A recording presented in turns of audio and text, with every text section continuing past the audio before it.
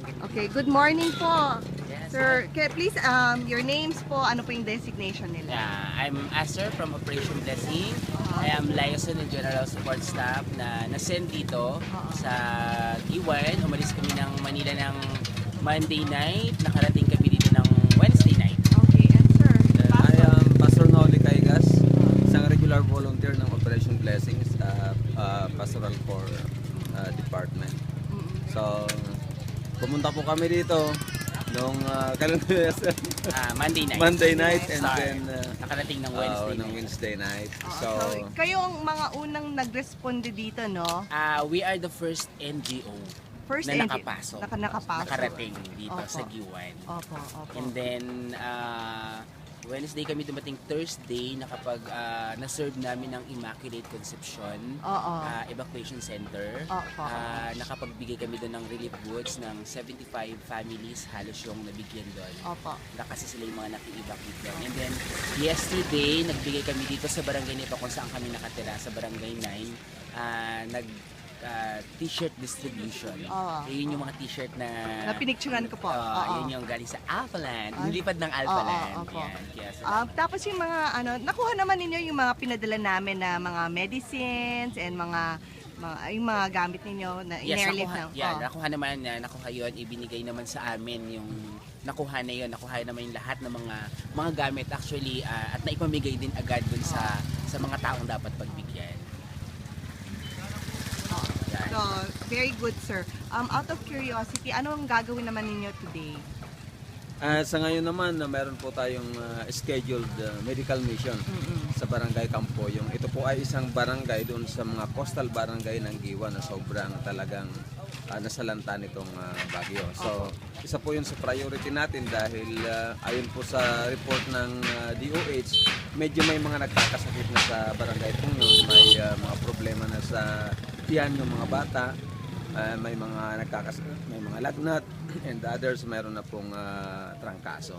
Yan. Meron din kami isang dun sa Tulay, kung tawagin yon. Meron silang feeding program na kami yung magpapa-feed today kasi yun yung regular na ginagawa nila na Saturday. That was mga 100 kids. And then, katulad nung mag-feeding at the same time, yung inilipad na naman kahapon ng Alphaland ng mga towels, ipapamigay natin yon. Yung dala-dala uli. And then, at the same time, meron tayong isang lugar na pupuntahan, mamimigay tayo ang target natin is 660 katao na mabigyan ng bagong t-shirt pa rin. Salamat ho. Tapos salamat din po sa pag-angkin niyo sa akin dahil alam ho natin na there are not that many shelters here on the island. So I'm very grateful. I'd like to thank both of you for taking me in, okay, and showing me the island and great hospitality. Salamat po sa sa mga efforts ninyo and for working together. Yeah. I'd like to thank you in behalf of Alphaland po. Ganun din. Lubos yung pasasalamat namin sa Alphaland kasi sila yung talagang hindi man namin sila kilala personally pero sila yung nagdala nung una yung mga personnel namin na nakarating din dito at the same time yung mga goods na At wala ipinadala. tayong magagawa dito kung wala yung Alphaland Yeah. dahil wala tayong goods na pwedeng ipamigay and baka wala nang tayong pagkain. Wala yun. Kaya salamat. So thank you Alphaland. Salamat din po. Kung tulong-tulong talaga yun eh.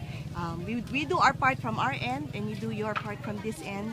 And we trust and we send God's blessings every day. And may the Lord be with you for the next few days so that you can help Ayun. a lot of people. Siguro yun yung isang kaibahan din namin na masasabi ko dun sa ibang grupo na pumupunta dito na bago matanggap nila yung relief goods, hindi basta-basta ipinamimigay lang.